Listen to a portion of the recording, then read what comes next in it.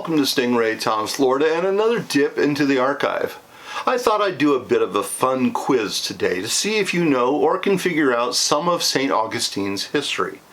I'm going to show you 25 of the city's most historic buildings and other structures. While all are old, just how old is sometimes difficult to determine, and they give a good opportunity to learn about the many years of construction in the oldest continuously inhabited city in the continental U.S. Unlike most of my videos, I'm not going to go into any real detail on these buildings, not with so many to look at. Each one will be on the video for a short bit. Feel free to pause the video to get a better look. And then I'll run through them again to tell you both the date they were built and whether they were built under Spanish rule or as a U.S. possession. While the British did control Florida for 20 years, they were more responsible for stylistic changes than for building new structures, so they're not included in this video. I wanted to start out by giving you a bit of information. Whether it can help you in the quiz or not, I don't know. Firstly, I'm not an expert in architecture, but St. Augustine can provide those interested in historic Spanish architecture some terrific examples over the past 350 years. This is an excellent book about the subject. I'll provide an Amazon link in the description. So, St. Augustine was founded in 1565, but no structure that exists in a city is older than 1672. There were two Spanish periods. Spain was in possession of Florida between 1565 and 1763 when the British controlled the territory. The second Spanish period ran from 1783 to 1821 when the U.S. took over. Prior to the U.S. possession, St. Augustine was architecturally Spanish, of course, and when the city continued to develop after it became a U.S. territory and state, the inhabitants continued building in the Spanish architectural style. Obviously, this means you can't easily distinguish between Spanish and U.S. buildings. Spanish St. Augustine wasn't a wealthy city. It was a military outpost with a small but vibrant merchant community. None of the buildings were grandiose. They were typically simple structures based on traditional Spanish styles, adapted to the hot, humid summers of the city. At first, the American occupation continued the same general pattern, but at the end of the 19th century, things suddenly changed after Henry Flagler honeymooned there in 1881. Flagler loved the charming city, but he felt that vacation accommodations were really lacking.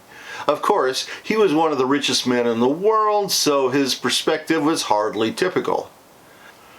Flagler and his staff partly transformed the city, creating a number of facilities for the wealthiest Americans. Many of the newer buildings reflect this injection of cash. Oh, and just because something is called old doesn't really mean that it is. So on to the quiz. Grab a pencil and notebook. Sadly, I can't give out prizes, but please share your score in the comments. I'd love to see how you all do. With each building or structure, just decide if it was built under Spanish or American rule.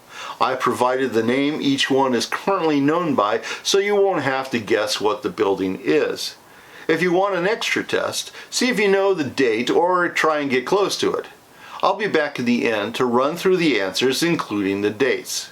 Good luck.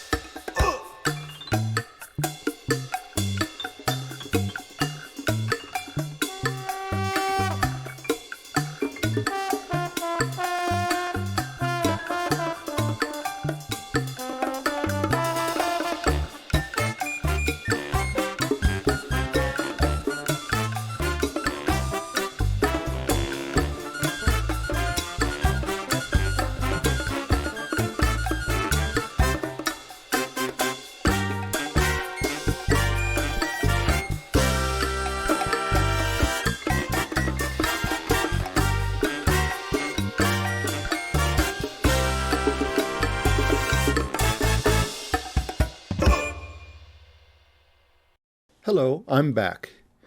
How do you think you did? Let's run through the images again with the date of construction and then the answer. Our first is the Castillo de San Marcos. It's the most famous building in Florida, with the possible exception of a couple near Orlando. The British called it Fort St. Mark, and the U.S. called it Fort Marion, after Revolutionary War General Francis Marion, better known as the Swamp Fox. In 1942, the Spanish name was restored. It's not only the oldest building in St. Augustine, it's the oldest masonry fortification in North America. Next is the oldest wooden schoolhouse, and good news, it is the oldest, built sometime between 1702 when the British set the entire city on fire and 1716 when we have our first record for it in the tax roll. The Hotel Ponce de Leon is possibly the most outstanding building and is a fitting monument to Henry Flagler's work in St. Augustine. Today it's part of Flagler College, which makes it one of the two most architecturally significant campuses in the state, along with Florida Southern in Lakeland, which enjoys a campus designed by Frank Lloyd Wright.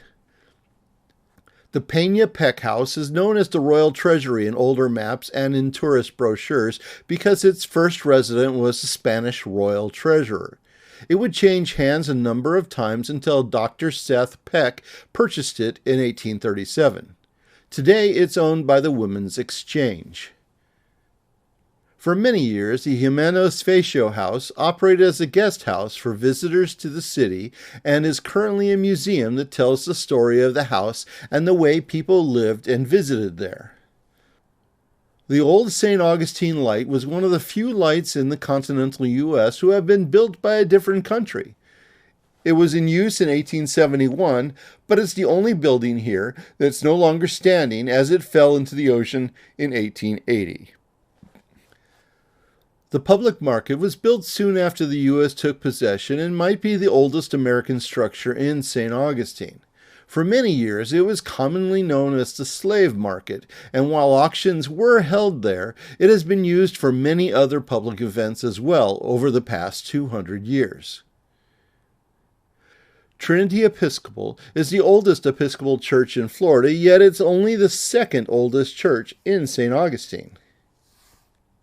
Alcazar Hotel was the sister hotel to the Ponce de Leon and is located directly across the street. Henry Flagler chose to build them next to each other so visitors could enjoy the different amenities that each grand hotel offered. For example, the Alcazar has an indoor pool. It's now the Lightner Museum, a fascinating collection of the kinds of things people collect. Named for St. Francis of Assisi, the St. Francis Barracks began as a Franciscan monastery. It was such until the British took control of Florida and the monks left. Called Barracks, it was so named because that's what the British Army used it for. Today it remains in military hands and houses the headquarters of the Florida National Guard. The Bridge of Lions is named for the lions that sit on either side of the bridge. They're replicas of the famous Italian Medici lions, one of which is Roman and nearly 2,000 years old. The name also has a tenuous link with Ponce de Leon, as he was a distant ancestor of King Alfonso IX of Leon. And yes, Leon means lion, but the kingdom and now the region in Spain is named for the Roman twin 7th Legion, which founded the city of Leon around 29 BCE. Legion, Leon, lion. Fort Matanzas is the only structure in this video that's not in St. Augustine, but it's as much a part of the city's history as any of the rest and was built to protect the southern approach to the city. Matanzas is the Spanish word for slaughter, and it was given to the nearby inlet and river after Fernandez's soldiers killed hundreds of French soldiers next to the river after they had surrendered. Yes, the old jail is old, but for St. Augustine it's rather youthful. The previous jail was located near the land on which Flagler was building his hotels. He suggested to the county that if they were to move the location of the jail farther away, he'd pay for it. The county said yes. By the way, the current jail is even farther away from the old city. Commonly known as the oldest house museum, the Gonzalez Alvarez house is named after two of its former residents, as are a number of local houses. It's thought to be the oldest surviving house in St. Augustine, though just how old wasn't known for many years, with speculation presenting it much older than it could be. This 1905 postcard is a perfect example. Remember, St. Augustine was founded in 1565, yet the card says the house was built in 1516. The Cathedral Basilica of St. Augustine represents the oldest Catholic diocese in the continental U.S. Of course, Catholicism came to Florida with the Spanish, and the cathedral has been the main center for the faith in the city for 232 years. I list it as being both Spanish and American because in 1887 a fire destroyed everything but the stone walls, and so it was rebuilt with the addition of a tower and the financial help of Henry Flagler. The city gates are sometimes thought by visitors to be as ancient as the nearby Castillo, but these monumental stone structures that have long lacked gates are actually one of the later additions to the old city walls. Oddly enough, they're one of the few wall elements that still exist. This light replaced the old light and is still in service today. It's one of the more popular attractions in the city. Government House was the residence of the Spanish governors as well as the British governor later. When the U.S. took control, the building's interior was in ruins, so in 1833 the building was rebuilt using the original walls. This is why I list this building as both. The architect responsible for the reconstruction was Robert Mills, who also designed the Washington Monument. The building was home to the U.S. Post Office for 130 years. To me, the Memorial Presbyterian Church is the most beautiful church. It was built by Flagler to memorialize his daughter Jeannie Louise Benedict, who died during a childbirth at sea in 1889. Jenny is entombed in the church along with Flagler, his first wife, Mary, and their granddaughter, Marjorie. The Fernandez Lambias house is yet another of the city's oldest homes. It's not known exactly when it was built, but it was there when the British took over. It's managed by the St. Augustine Historical Society. The Ponce de Leon statue is located in a circle near the Bridge of Lions. One might think that the statue was commissioned by the Spanish, but it was donated to the city by an early benefactor, Dr. Andrew Anderson II. He also donated the bridge's lions and the flagpole nearby. Anderson was born in St. Augustine, became mayor in 1888, and it was his property that Flagler bought for his two hotels. Castle Warden was built for the millionaire William Warden, a business partner of Henry Flagler. It was one of the city's earliest mansions and later became a hotel operated by Norton Baskin, the husband of Florida writer Marjorie Keenan Rawlings. In 1950, it became the home of the first Ripley's Believe It or Not auditorium. The St. Augustine Alligator Farm is the oldest continuously operating zoo in Florida, though its current buildings are less than 100 years old. Apart from being a great place to view all sorts of crocs, gators, snakes, lizards, and turtles, in the spring it hosts thousands of wild storks, egrets, herons, spoonbills, and ibis for breeding season. The National Shrine of Our Lady of La Leche is located at the Mission Nombre de Dios, which is on the site where the Spanish first landed. The shrine is the oldest one in the U.S., and the chapel was built in 1609. However, today's chapel was built in 1914, and it replaced a similar chapel built in 1875. That chapel replaced the original one from 1609. The thing is, the original one was destroyed in a 1728 British attack, so there wasn't a chapel for 147 years. That's why I call it bothish, since the later chapels were quite similar to the original one. The Villa Zera, or the Zera Castle, is based on the 12th century Moorish Alhambra Palace in Granada, Spain, and was named for Princess Zera in Washington Irving's Tales of the Alhambra. The villa not only inspired Flagler to have his hotels designed in a Spanish style, he borrowed the new construction technique employed in the house, that of poured concrete walls with coquina shells added as the aggregate. And finally, just another nod to the Monteray Court Motel. It's just a block from the Castillo, and while it's now a Best Western, it's still a great place to stay, with riverfront views, and the Teeny Martini Bar is next door. Well, I hope this was a useful video. When people explore all the sites in St. Augustine, it's good to keep in mind when and by whom the buildings were built. St. Augustine is a remarkable city with a series of architectural gems that's equal to any small city in the world. Thank you for watching another of my videos. I hope you enjoyed it. If you learned something, please hit the like button and subscribe to the channel for more on Florida's tourism history.